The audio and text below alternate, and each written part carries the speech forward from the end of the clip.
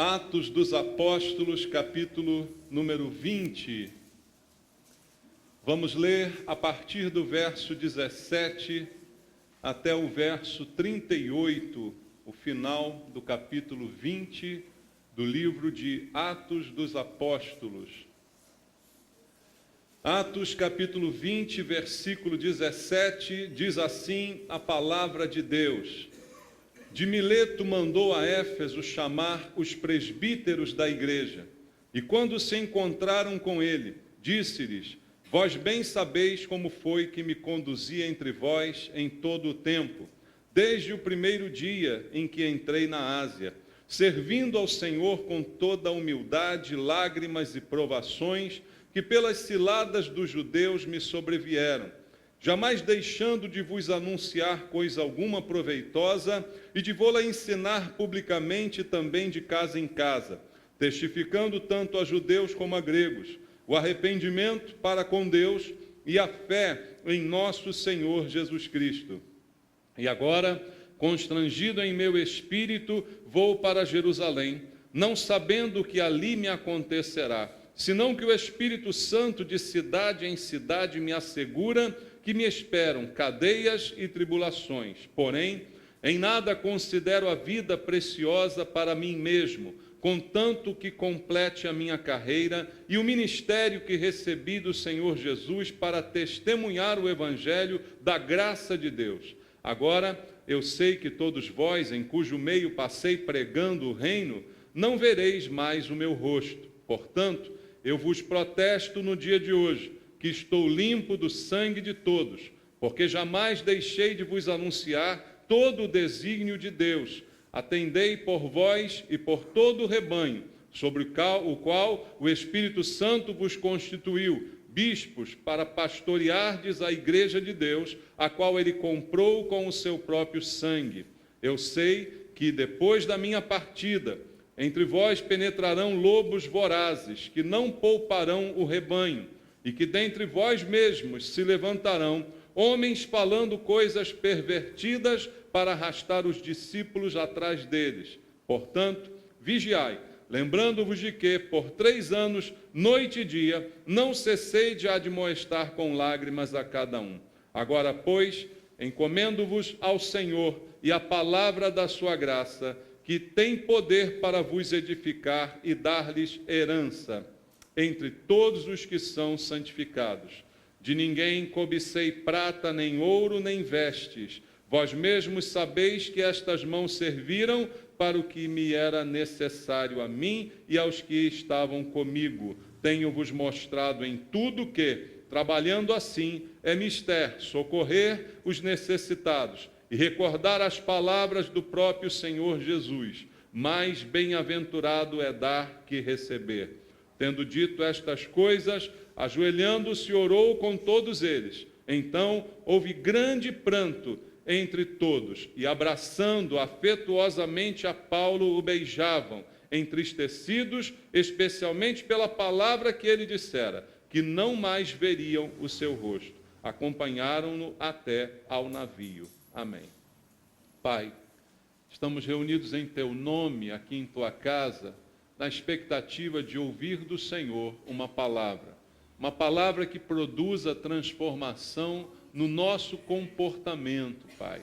Não queremos apenas ouvir por curiosidade, para agregar conhecimento, mas queremos, Pai, que a palavra poderosa do Senhor produza mudança de vida, de temperamento, de comportamento, de atitude de cada um de nós. Que a Tua palavra possa nos moldar, mas para isso, Pai, precisamos ouvi-la. E o que te pedimos esta manhã é que o Senhor fale conosco, tire as barreiras, as distrações, os impedimentos, aqueles que querem roubar a semente que o Senhor vai semear essa manhã nos nossos corações. Que o Senhor tire todas estas barreiras para que nós possamos te ouvir. E eu quero ser, Senhor, um instrumento em tuas mãos. E por isso, peço a unção e o poder do Espírito Santo para que debaixo deste poder eu possa ministrar a tua palavra a todos nós. Oramos por isso em nome de Jesus. Amém. Graças a Deus. Podem sentar, irmãos.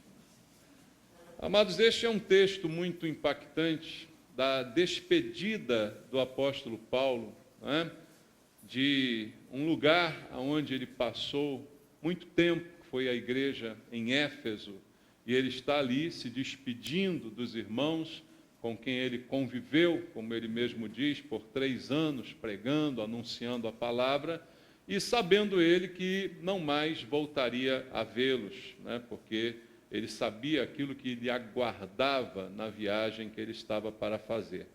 Mas, além de toda a emoção que há nesse texto, eu creio que há algumas lições aqui muito importantes na vida do apóstolo Paulo, que ficam para nós como cristãos. Há coisas que nós precisamos imitar.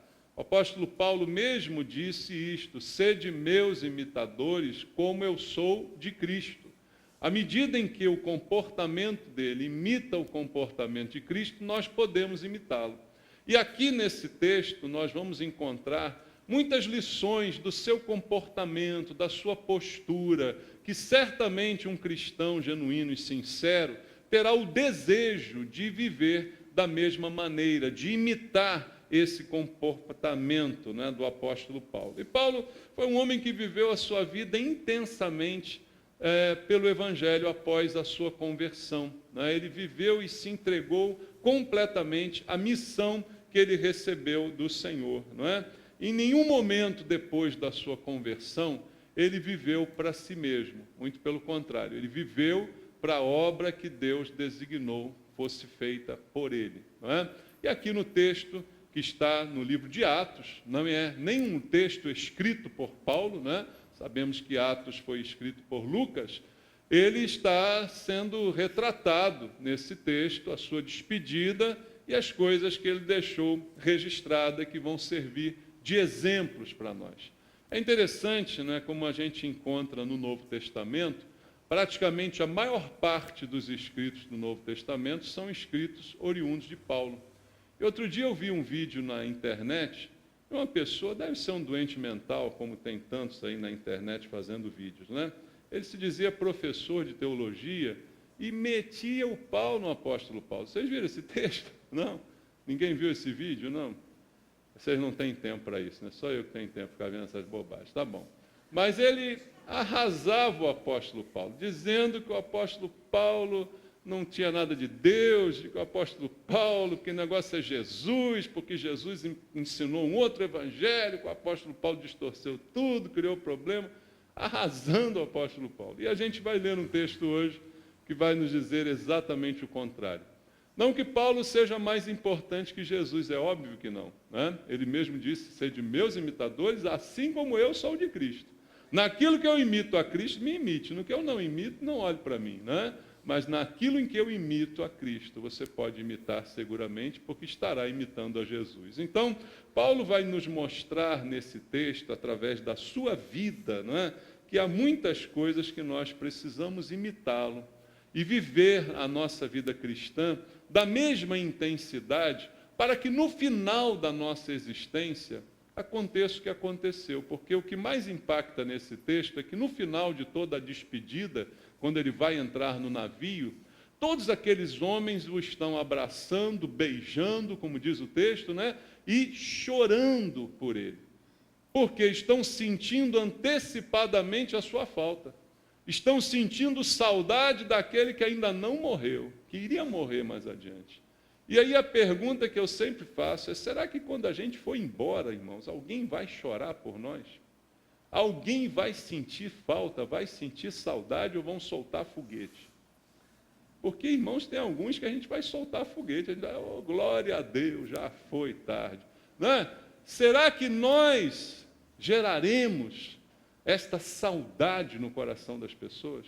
Isso quer dizer que valeu a pena a nossa vida. Valeu a pena a nossa existência pela saudade que a gente gerou, por motivos bons também, né? De repente alguém vai ter saudade do teu dinheiro, né? Aí não tem graça, não é verdade? Mas ninguém teve saudade do dinheiro de Paulo, mas sim da pessoa de Paulo, pelo que ele foi e pelo que ele representou para aquela igreja. Então eu queria olhar para o texto junto contigo e entender alguns princípios aqui falados que vão servir de lições para a nossa vida. A primeira coisa a destacar é que Paulo está falando aos pastores, né? Ele chama os pastores daquela igreja, as pessoas responsáveis por pregar o evangelho ali naquela igreja, não é? E ele começa a falar com eles a respeito da sua despedida, do que ele vai fazer ali. Mas as pessoas a quem ele está falando, no contexto da mensagem, são os líderes, os pastores, os responsáveis pela igreja em Éfeso. E ele começa aqui no versículo 18. Aliás, no versículo 17 está escrito: de Mileto mandou a Éfeso chamar os presbíteros da igreja. Uma coisa interessante também nesse texto é que você vai ver 3 termos designando a mesma pessoa: presbítero, bispo e pastor. Não há nenhuma diferença entre esses 3 termos. Está claro nesse texto, né? Ele se refere a esses homens como presbíteros, como bispos e como pastores, têm todos eles o mesmo significado. Manda chamar os presbíteros da igreja. No verso 18 diz assim: e quando se encontraram com ele, disse-lhes: vós bem sabeis como foi que me conduzi entre vós todo o tempo, desde o primeiro dia em que entrei na Ásia. Ele chama aqueles homens e a primeira coisa que ele diz, sem nenhum medo, é olhar para eles e dizer: vocês sabem como foi o meu comportamento todos esses anos que eu passei aqui com vocês. Irmãos, só quem pode fazer isso é quem tem realmente consciência tranquila. Ou também quem não é maluco, né? Porque tem gente doida, tem gente que não faz nada direito, olha para a sua cara com a maior cara de pau e diz assim: está gostando de mim? Estou me comportando muito bem. Porque ela própria se julga assim, não tem noção de quanto é ridículo, não é? Então isso é algo complicado, mas Paulo, ele podia ter a consciência tranquila, por quê? O seu trabalho, a sua postura eram notórios, eram reconhecidos por todas aquelas pessoas. Ninguém poderia interromper o seu discurso e dizer: não, não é bem assim não, aquele dia lá você fez isso, você fez aquilo. Não, ele tinha a consciência tranquila de que a sua postura e o seu comportamento sempre foram excelentes diante daquelas pessoas. Irmãos, isso não é uma inspiração para nós? Pensa bem. Eu estou usando Paulo como exemplo para nós. Não seria bom se todos nós vivêssemos assim? Pudéssemos passar pela nossa vida e, de repente, perguntar às pessoas ou dizer: vocês sabem como tem sido o meu comportamento. E ninguém ter nada para falar, nada para criticar, para apontar, para te envergonhar. Nós não temos que viver assim. Paulo não disse também a Timóteo: procura apresentar-te a Deus aprovado, como obreiro que não tem do que se envergonhar. É muito bom a gente viver uma vida que não traga vergonha. É claro que não somos perfeitos. Se alguém quiser achar defeito, vai achar. Concorda? Mas Paulo está falando aqui no plano geral. As pessoas sabem o comportamento, conhecem ele, conheciam. Então ele podia começar o seu discurso dizendo: vocês sabem bem como foi que eu me conduzi aqui desde o primeiro dia. Foi constante. Ou seja, desde o primeiro dia ele foi uma pessoa constante. Por que nós somos pessoas de altos e baixos? Um dia estamos bem, sorridentes, alegres, outro dia não falamos com ninguém, damos patada em todo mundo. Por que isso acontece? Se isso acontece, você não pode falar isso.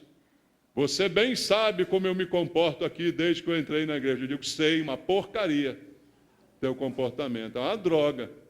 Você cada hora é de um jeito, um dia está bem, um dia está mal, um dia trata todo mundo bem, outro dia é grosso, estúpido. Eu bem sei como você é. Paulo não tinha esse problema, não tinha essa crise. Porque todo mundo que olhasse para o comportamento dele veria uma coisa só, uma coisa constante. Foram 3 anos ali em que Paulo foi a mesma pessoa. Paulo não foi uma hora na frente de uma coisa, longe pelas costas outra, não tratava um de uma maneira, outro de outra. Paulo foi aquilo ali, os 3 anos. Então, constância de vida. Irmãos, a nossa vida cristã tem que ser constante. Vamos parar com essa inconstância, com essa variação diária de humor e de temperamento. Isso não pode ser considerado normal por nós. A vida de Paulo era constante, por isso ele pode dizer: vocês bem sabem. E ele começa a dizer, olha, versículo 19: servindo ao Senhor com toda a humildade, lágrimas, provações, que pelas ciladas dos judeus me sobrevieram. Veja, ele servia, mas há uma característica importante do seu serviço, é a humildade. Ele servia com humildade. Será que nós servimos com humildade? O que é servir com humildade? Primeiro é não esperar nada em troca, não é? Se você não serve com humildade, de alguma forma você espera uma recompensa. Você espera um aplauso, espera um reconhecimento, espera um cargo, espera uma posição. Então já não há humildade no teu serviço. O apóstolo Paulo coloca a humildade como algo primordial para o serviço cristão.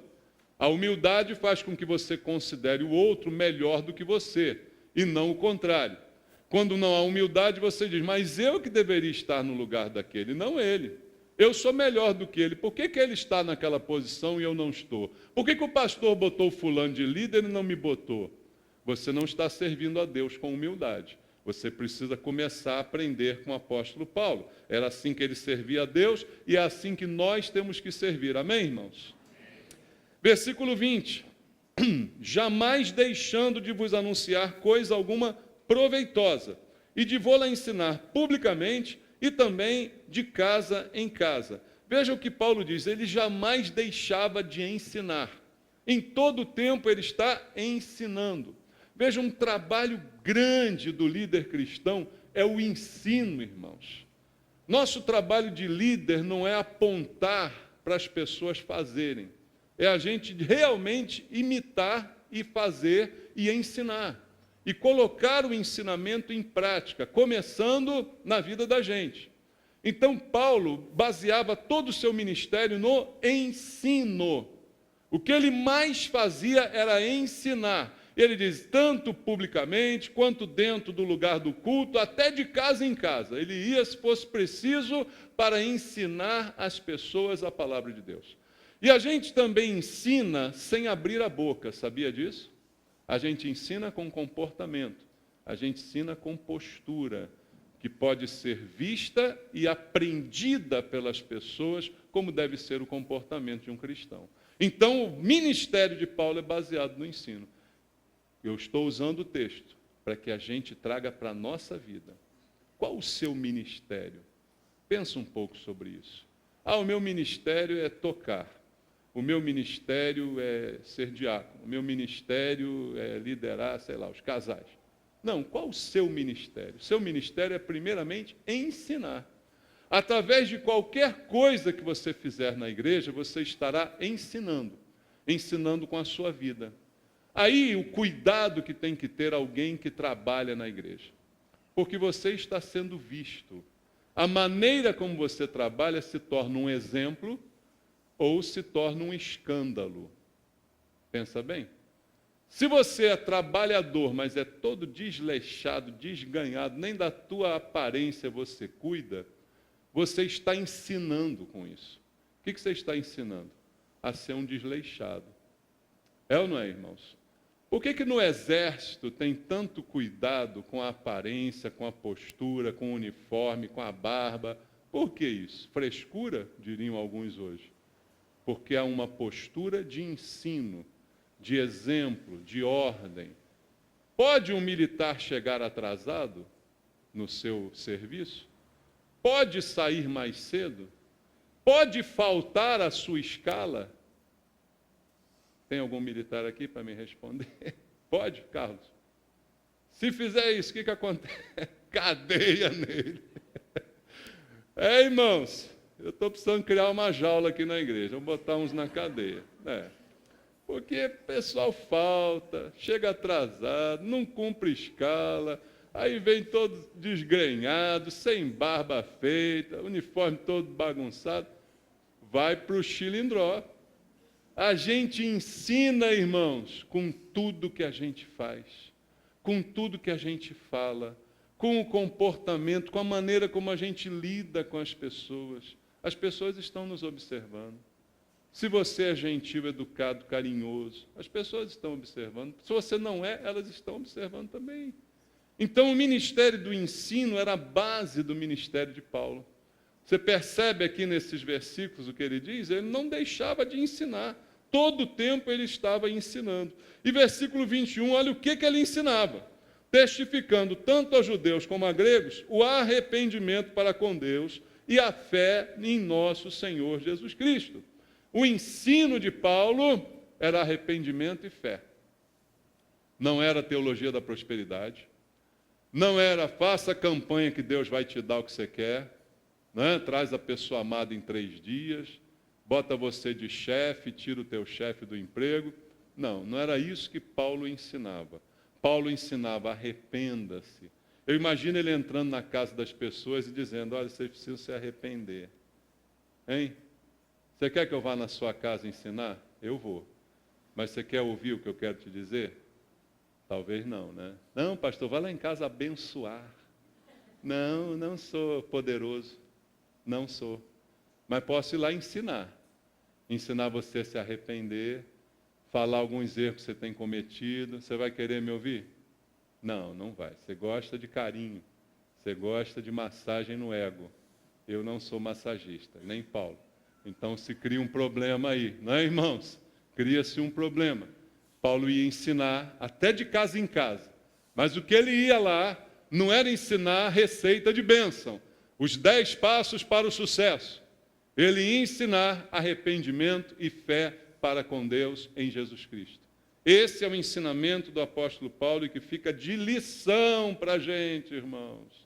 Temos que ensinar isso também. Versículo 22 em diante, 23. E agora, constrangido em meu espírito, vou para Jerusalém, não sabendo o que ali me acontecerá, senão que o Espírito Santo de cidade em cidade me assegura que me esperam cadeias e tribulações. O que o Espírito Santo revelou a Paulo? Aonde Paulo ia, de cidade em cidade, a palavra era confirmada pelo Espírito Santo. Você vai para Jerusalém e vai ser um passeio maravilhoso. Vai ser um cruzeiro para Jerusalém. Numa companhia de turismo, vai ter um pastor pregando em cada ponto bíblico. É isso que Paulo foi fazer em Jerusalém? Excursão gospel a Jerusalém, como hoje nós temos aqui. Aqui é o monte do templo, aqui é o jardim do Getsemane, uma pregação. Não.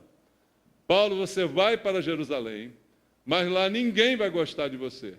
O que espera você lá é cadeia e tribulação. É chicote, chicote no lombo, Paulo.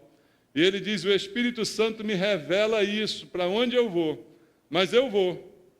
E aí, o que Paulo mostra aqui? A sua obediência a Deus, que não é relativa ao seu interesse.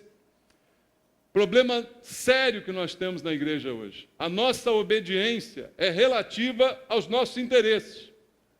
Se eu quero alguma coisa, eu obedeço, para que Deus satisfaça esse meu interesse. Se Ele assim não o fizer, eu deixo de obedecê-lo. Nossa obediência é interesseira, entende? Paulo sabia o que lhe esperava, mas mesmo assim obedeceu. Ele diz aqui claramente, constrangido em meu espírito, vou para Jerusalém. Não sabendo o que ali me acontecerá, não sei. Eu não sei como é que vai ser, mas uma coisa eu sei, o Espírito Santo já me disse, o que me espera ali, cadeia e sofrimento, tribulação. Mas mesmo assim eu vou. Alguns de nós, tendo essa revelação, não sairiam de casa. Não é? Tem irmãos aí que tem revelação. Não, está muito perigoso o Rio de Janeiro. De noite eu não vou à igreja. Eu fico em casa. Você está longe de Paulo, hein, irmão? Hein? Pensa bem. Você que tem medo de vir à igreja, está longe de Paulo. Tomara que essa pregação sirva para alguma coisa para você, hein? Para você imitar Paulo. Ele sabe que vai para Jerusalém, que o couro vai comer lá. E o couro é o dele. E mesmo assim ele vai. Lição ou não para a gente? Para imitar ou não para imitar? O que você acha? Versículo 24, porém, em nada considero a vida preciosa para mim mesmo, contanto que complete a minha carreira e o ministério que recebi do Senhor Jesus para testemunhar o evangelho da graça de Deus. Esse versículo explica toda a razão do seu comportamento. Qual o comportamento? Por que ele é destemido? Por que ele é corajoso assim? Por que ele vai para Jerusalém sabendo que lá vai sofrer? Ele mesmo explica. Porque eu não considero a minha própria vida preciosa para mim mesmo. Não, ela não é preciosa para mim. Ela tem que ser preciosa para Deus. Não é isso que diz o Salmo 116? A morte dos seus santos é preciosa para o Senhor. A vida e a morte de Deus estão nas mãos de Deus. E para Ele deve ser preciosa. Então Paulo diz, em nada eu considero preciosa a minha vida para mim mesmo. Apenas desejo completar a minha carreira e o ministério que recebi do Senhor para testemunhar o Evangelho da Graça. Então, a minha vida só tem valor se eu estiver fazendo isso. Então, Deus me mandou ir para Jerusalém, vou tomar chicote, vou ser preso, isso e aquilo. Mas se eu não for, a vida não tem valor. Se eu não for, eu preservei a vida, mas na verdade eu a perdi. Dá para entender agora aquele ensino de Jesus? Quem amar a sua vida nesse mundo, perdê-la-á, mas o que a perder por amor de mim, a preservá-la para a vida eterna. Agora a gente entende o que é isso. Paulo podia dizer, não, está doido, não vou para Jerusalém de jeito nenhum, cadeia, chicote. Vou ficar aqui em casa. Vou viajar, sei lá, vou para algum lugar. Aí, nada aconteceria com ele, mas a vida dele perderia o sentido. Mas indo, obedecendo, a vida dele tem sentido. Por isso, ele não a considera preciosa fora do escopo daquilo que Deus tem para ele. A nossa vida não é preciosa por si mesma, irmãos. A vida não é preciosa só porque é vida. Às vezes a gente tem essa coisa meio presa na cabeça que a vida é preciosa. A vida é preciosa enquanto ela está dentro da vontade de Deus. Fora da vontade de Deus, a vida não é preciosa. Não é, a verdade é essa. A gente quer romantizar a palavra de Deus e não é assim que funciona. A vida só é preciosa vivida dentro da vontade de Deus. Versículo 25 diz, agora eu sei que todos vós em cujo meio passei pregando o reino, não me vereis mais o meu rosto. Portanto, eu vos protesto no dia de hoje, que estou limpo do sangue de todos, porque jamais deixei de vos anunciar todo o desígnio de Deus. Assim ele está indo embora, com a consciência tranquila. Irmãos, a pergunta que fica para todos nós, inclusive para mim que estou pregando, se a gente fosse morrer agora, vai morrer agora, não adianta me amarrar, por favor, não bate na madeira, faz de conta que você é crente, tá bom? Você vai morrer agora, está pronto? Tem dívida pendente? Tem coisa para pagar que não pagou? Tem gente para pedir desculpa que não pediu? Tem mal que você fez que não reparou? Então não está pronto. Paulo está indo embora, mas ele sabe, estou pronto. E ele pode dizer com essa ousadia que lhe é característica, olha, eu passei esse tempo no meio de vocês, e vocês não vão mais ver o meu rosto. Portanto, nesse dia eu digo, reivindico, estou limpo do sangue de vocês. O que vocês fizerem agora é por conta de vocês. Porque eu preguei o que era preciso pregar. Eu ensinei o que era preciso ensinar. Eu falei o que vocês precisavam ouvir. Se querem obedecer ou não, é problema de vocês. Estou limpo do sangue de vocês. Porque jamais deixei de anunciar a vontade de Deus. Será que nós podemos partir com essa tranquilidade? Estou limpo. Não estou em dívida, não fiquei devendo. É claro, irmãos, que se a gente for crítico demais, você nunca vai achar que está bom. Né? E, na verdade, por mais que a gente faça, nunca está bom para aquilo que Deus merece. Amém? Nunca é suficiente para aquilo que Deus me deu.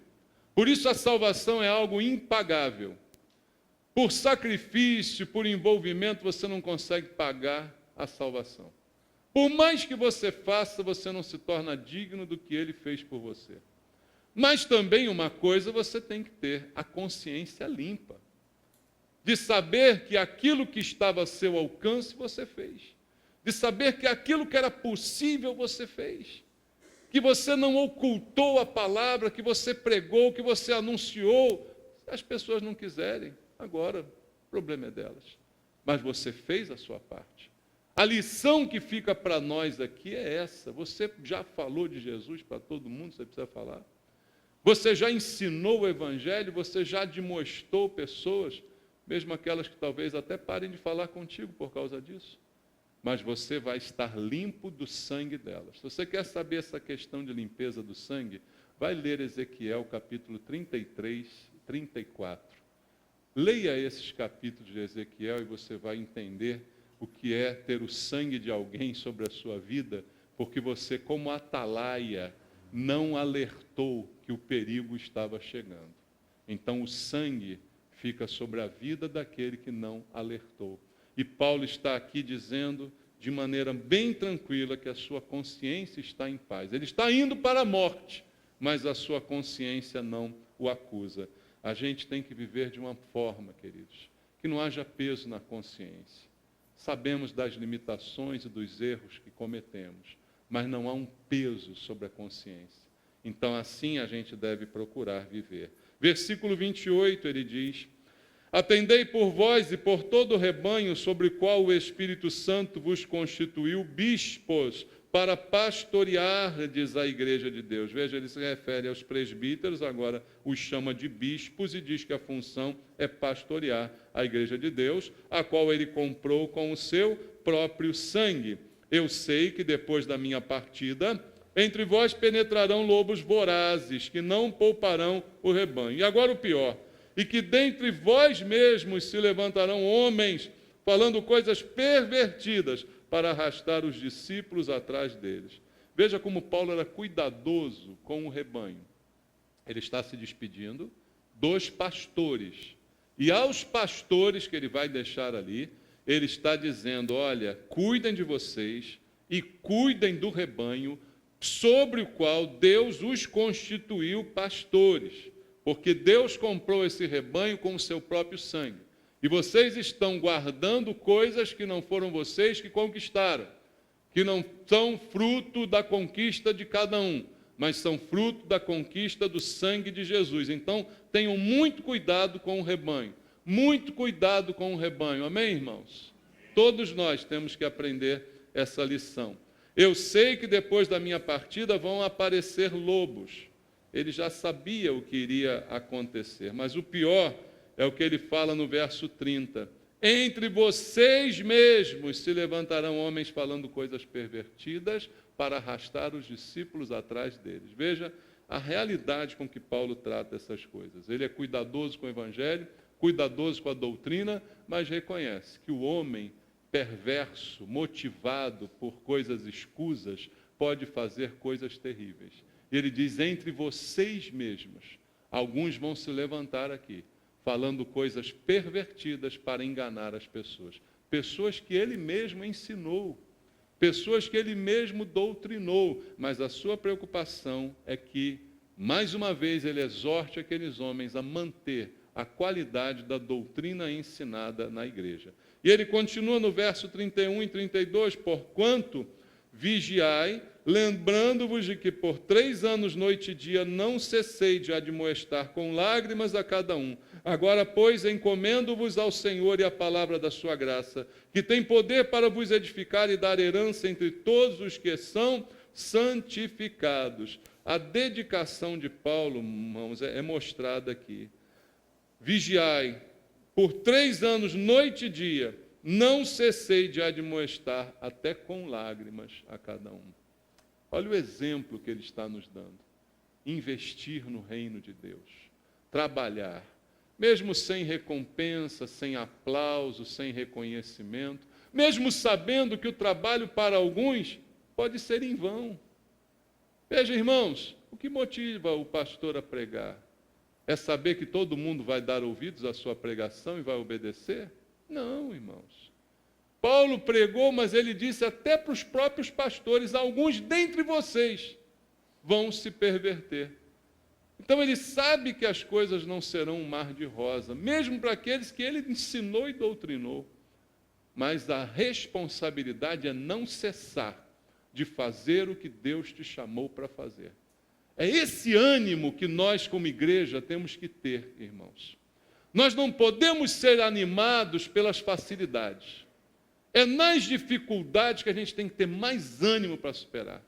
Noite e dia, sendo reconhecido ou não, mas ensinando. Querendo alguém ouvir ou não, mas pregando. Não importa, é como ele disse para Timóteo, quer seja oportuno ou não, insta, pregue a palavra. Queira alguém ouvir ou não, mas continue fazendo da mesma maneira. Continue pregando da mesma forma. E é isso que ele diz na sua despedida. Por 3 anos eu fiz isso, com lágrimas. Veja, não era um ministério de alegria, de oba-oba, né? Tudo certo, tudo bem, como o ministério de muitos homens hoje, né? Apóstolos que querem ser reconhecidos pelas pessoas. Não, não é assim. É um ministério de lágrimas, de choro, de problemas. Muitos não queriam ouvi-lo, muitos não davam ouvido à sua palavra. Foi chamado de maluco muitas vezes. Até hoje, né, tem um maluco na internet chamando ele de maluco. Então, é assim que funcionava, né? Paulo continuava fazendo da mesma forma. E ele termina aqui no versículo 33 em diante, dizendo assim: de ninguém cobicei prata nem ouro, nem vestes. Vós mesmos sabeis que estas mãos serviram para o que me era necessário, a mim e aos que estavam comigo. Tenho-vos mostrado em tudo que, trabalhando assim, é mister socorrer os necessitados e recordar as palavras do próprio Senhor Jesus, mais bem-aventurado é dar do que receber. O que Paulo nos ensina com essas palavras, irmãos? Que a motivação dele não era o dinheiro que ele pudesse receber da igreja. A motivação de Paulo para fazer a obra não era nenhum tipo de recompensa financeira que ele pudesse ter. Muito pelo contrário, né, o que ele diz aqui é que de ninguém cobiçou prata, nem ouro, nem roupa, nem vestes. Ou seja, ele fez a obra sem cobiçar o que era dos outros. E hoje isso está se tornando difícil no meio evangélico. As pessoas estão se cobiçando mutuamente. Sem falar nos pastores safados, né, que cobiçam o dinheiro das pessoas e que querem tirar o dinheiro das pessoas inventando doutrinas estranhas, né, para convencê-las a dar o dinheiro para eles. Isso é a coisa mais óbvia do mundo, não é? Mas nós temos esse mesmo sentimento entre as pessoas. Porque às vezes fazemos coisas para os outros pensando em receber deles algum benefício. Vulgarmente se chama isso puxa-saco, né? Mas com as palavras diferentes você entendeu o que eu quis dizer. Bajulamos e fazemos coisas esperando algo em troca. Na verdade, estamos cobiçando vestes, dinheiro, estamos cobiçando, estamos querendo, estamos regendo os nossos relacionamentos através destas coisas. Fazemos ou não de acordo com o benefício que podemos receber em troca. Ajudamos ou não de acordo com a paga que podemos receber em troca. Fazemos ou não fazemos, nos envolvemos ou não nos envolvemos de acordo com a recompensa que nós podemos receber. Mas Paulo diz, de ninguém cobicei. É tão bom, irmãos, você ser livre. Você não tem noção de como é bom ser livre. Como é bom poder se relacionar com as pessoas sem precisar puxar o saco delas. Como é bom isso, irmãos. Como é bom não estar preso a interesses. Ah, não, senão ela vai embora, não sei o quê. Como é bom ter essa liberdade. Mas como nós, veja, eu estava falando dos pastores, mas agora eu falo da relação humana. Como é que nas relações humanas nós temos amizades doentias? Analise um pouco as suas amizades e os seus relacionamentos. Analise um pouco as pessoas que te cercam. Veja, será que elas não estão te cercando porque você tem algo a dar a elas? E talvez você mesmo não goste de alimentar isso para ter pessoas te cercando. Se cria aí uma relação de dependência maligna que nunca vai trazer à tona a verdade dos sentimentos. Viveremos sempre debaixo de uma hipocrisia. A hipocrisia é um dos piores males da igreja hoje. É da gente falar o que não sente para agradar alguém, esperando receber alguma recompensa, ficar bem com outro, tudo contaminado. Porque há no fundo um sentimento de cobiça que move a nossa vida. E quando a Bíblia fala da cobiça, isso aplica a tudo, irmãos. Quando um pastor ensina, olha, dê um dinheiro gordo no envelope, porque Deus vai multiplicar e te dar 10 vezes mais, o sentimento que está movendo você a fazer isso é a cobiça. Quando você vê um testemunho, né, que aparece na televisão da pessoa que estava na miséria, agora tem 3 carros, tem 5 casas, tem uma empresa, e você quer fazer a mesma receita que ela seguiu para ver se o teu bolo dá certo, você está sendo motivado pela cobiça. É a mesma coisa, é o mesmo sentimento.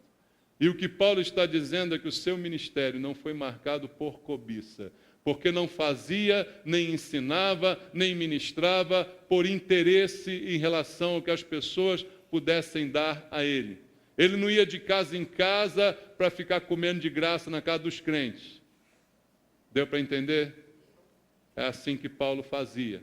Então, o interesse dele era pregar o evangelho. Qualquer relação que passasse disso, é melhor cortar, para que as coisas não se misturem, para que as coisas não fiquem meio nevoadas. Eu estou perto de você porque eu gosto de você ou porque você pode me dar alguma coisa? Eu tenho amizade com você porque eu gosto de você e você gosta de mim, ou porque eu posso te ajudar e você pode me ajudar? A gente precisa separar isso. E Paulo falava isso tranquilamente. E ele diz: vós mesmos sabeis que estas mãos serviram para o que me era necessário, e aos que estavam comigo. Tenho-vos mostrado, contudo, que trabalhando assim, é obrigação, é dever, socorrer os necessitados e recordar as palavras do Senhor, mais bem-aventurado é dar do que receber. Não só ele cuidava da sua própria vida, não ficava incentivando Bolsa Família para o apóstolo Paulo, trabalhava e cuidava de si mesmo, como também incentivava as pessoas a fazerem da mesma forma. E é isso que a gente tem que aprender com esse apóstolo. Tantas lições está nos dando. E para terminar, do versículo 36 em diante, nós vemos a consequência da vida dele ser dessa forma. Tendo dito estas coisas, acabou o seu discurso. Ajoelhando-se, orou com todos eles.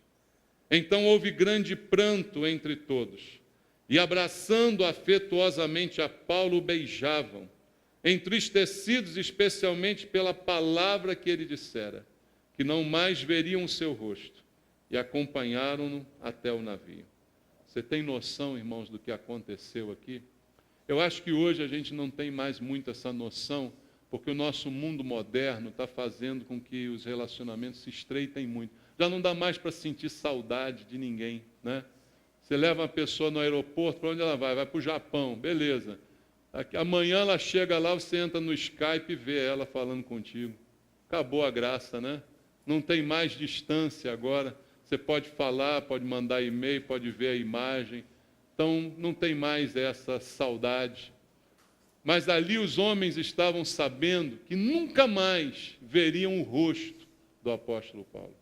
E aquilo trouxe uma saudade real para o coração de cada um deles. Porque estavam ali deixando a convivência com alguém que se mostrou tão importante para a vida deles. E aí a última reflexão que eu quero deixar para a gente, irmãos, é esta. Será que nós temos deixado saudade? Ou vamos deixar saudade? Deixamos saudades nos lugares onde passamos? Alguém vai sentir sua falta quando você for embora? Alguém vai chorar no seu velório, irmão? Pensa bem. Vai ter alguém para segurar aquela alça? Paulo comoveu todo mundo. Todo mundo chorou, beijou, abraçou. E eu acredito que isso não deve acontecer só com Paulo. Isso deve ser um alvo da vida da gente. Você está vivo? Tem alguém vivo aqui essa manhã? Eu quero dizer que você ainda pode mudar a sua vida. Se você está vivo, você ainda pode fazer diferente. Antes que alguém solte foguete no seu velório, começa a fazer alguma coisa diferente para mudar essa realidade. Você ainda pode fazer isso. Você não sabe que dia que você vai morrer, nem eu, ninguém sabe. Então, o tempo que Deus te der, invista para que você seja uma pessoa que gere saudade nas pessoas. Mas não porque você deu dinheiro para elas, não porque elas dependiam do teu dinheiro, mas porque elas te amavam de verdade e aprendiam com você e gostavam da tua companhia. Não porque você pagava a conta, mas porque você era uma boa companhia para elas. Pensa nisso, irmão. Vamos pensar nisso essa manhã. Eu vou deixar saudade, você vai deixar saudade, alguém vai sentir a sua falta. Isso vai depender do comportamento, do presente. É o que você faz hoje que vai determinar se alguém vai sentir tua falta. Não é pessoa perfeita que eu estou pregando aqui, mas uma pessoa que faça falta. Uma pessoa que faça diferença no mundo cada vez mais igual de ruindade e de maldade. Que a gente possa se destacar um pouquinho. Amém? Para que a nossa vida faça falta.